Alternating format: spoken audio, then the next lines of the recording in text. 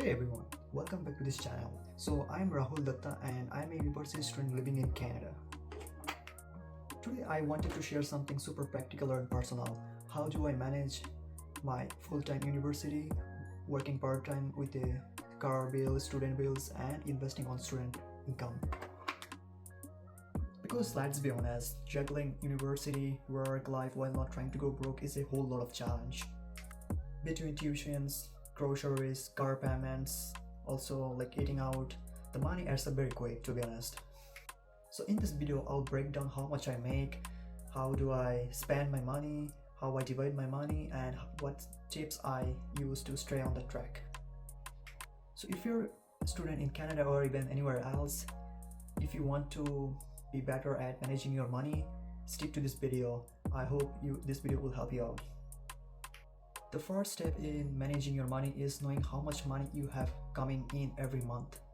Well, for me, my main income source is from my part-time job. I basically work 30 hours a week, which is almost like $1,800 per month before taxes. Some months I might work a little less, maybe I have quizzes, tests, exams, or maybe some months I work a bit higher than usual because of holidays, or maybe I don't have universities. But if you add up average, I usually make 1800 per month. I also occasionally get help from my family if big unexpected expenses pops up, maybe car repairing, textbooks purchases, but mostly I rely on my income. I track this using a simple Google sheet where I list all the expenses and how much I make. You don't need any simple fancy app to do this. Google Sheet just works fine. Or if you consider something else, you can try. So there's a pro tip. If your monthly to monthly income changes, just average your previous 3 to 4 months of income and try to work with it realistically. Well, once I know how much I'm bringing in, the next thing is to do the count of my fixed expenses. It's like no matter what, I have to pay. But to be honest, having a car makes my expenses more than average student. Here exactly my monthly expenses looks like. The first one is car cost. It costs me around $600 per month. It basically I have to pay my car loan, then insurance, gas, maintenance. So on average it costs me around $600 to $700 per month. Having a car is very convenient in Canada, but it's a bit expensive though. Second is investing. I invest around $600 every month basically in ETFs. And I do invest through brokerage account, or you can say Wealthsimple. And I know 600 is too much for most students, but I treat investing as fixed expenses because future me will thank me for that.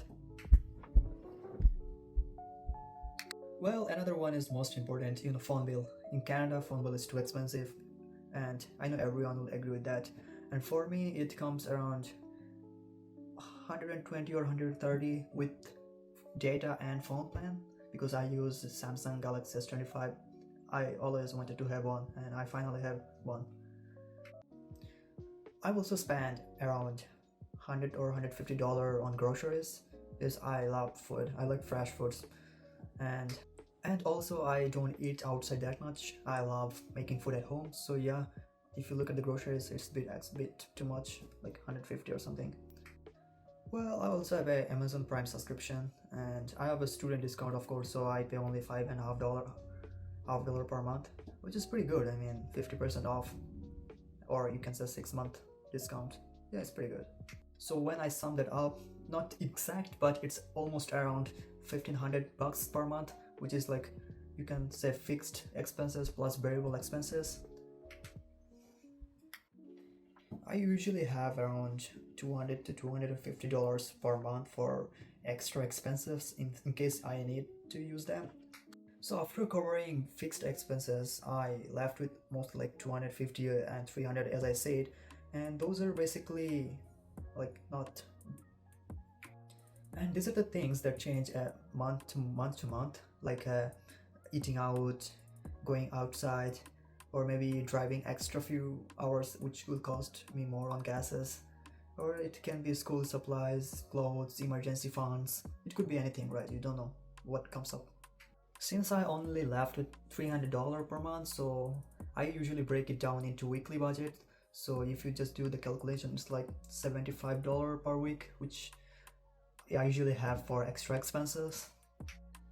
That means if I spend eating out and coffee for like $50 and on the gas I spend like $20, I'm very close to my weekly limit, right? So having a weekly budget makes it easier to avoid blowing your money. Keep part of your weekly budget as a cash. I usually keep $50 with me, and once it's gone, I know I have nothing left to spend. I feel like it helps me to keep disciplined. One thing you guys can do that track your money with apps. To stay at the top of everything, I use an app called Mint. It's a free and it's very useful. It usually connects to your banks and credit accounts and track your all the expenses as you name it. It could be like gas, groceries, anything you can think of. One good thing that it even sends me an alert when I'm overspending my money, which is pretty good, right? Well, even though there are some other options like YNAB or Good Budget, Good anything else, or you can stick with Mint, which I found useful. But, well, and also if you want, you can do like this. I usually check my Mint app every 2 to 3 days, and yeah, don't wait till the end of the month. By then it's going to be too late, and without realizing that you have spent a lot more than your limits, right? Now let's talk about emergency fund, guys. Even if as a student, it's important to have an emergency fund. Well, I aim to put aside $20 to $50 every month into a separate savings account level as an emergency only. This is for stuff like car repairs, dental bills, new textbook, or maybe even if in the mid-year your laptop breaks, you need to repair it. It could be any reason, right? It's not too much, but over the time it adds up. A year ago my phone broke down and I had to borrow money from someone. So it's not a good feeling, right? Now having a couple $100 being saved feels like a safety net. And guys, take advantage of student discounts. And I usually do, to be honest. The thing most students forgets about student discounts. There are so many places in Canada that offers you student discounts when you buy something, or even if you go to the restaurant, you can buy Spotify Premium, you can buy Amazon Prime, Microsoft Office, Adobe Premiere. You guys can get student discounts, which will save your half of your money. Always ask, you would be surprised how many places has unadvertised student discounts. Another thing that, making food at home. One of the biggest ways I save my money by making food at home.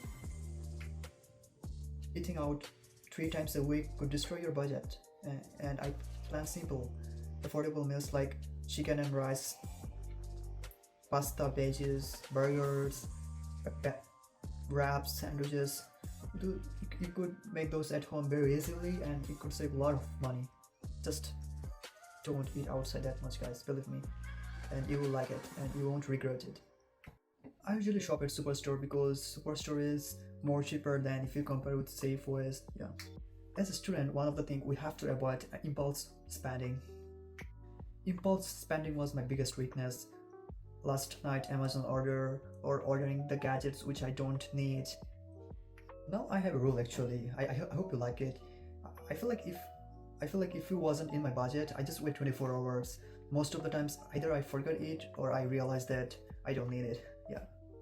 Did you like it or what? Do you think it's a good idea? And yeah, it's always great to find small ways to make extra cash.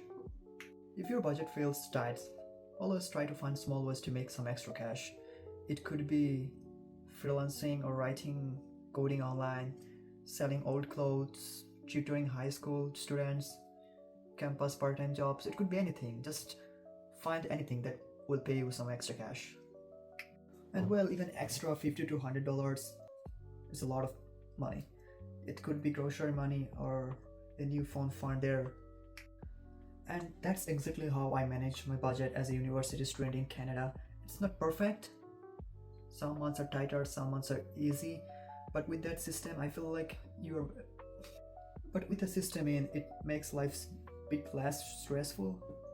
And if you found this helpful, drop a like and subscribe for more students and finance videos. And if you have any great tip for budgeting as a student, you can just comment down below and I'll be so happy to know how you manage your budget. Thanks for watching, guys. See you in the next video. For now, bye bye.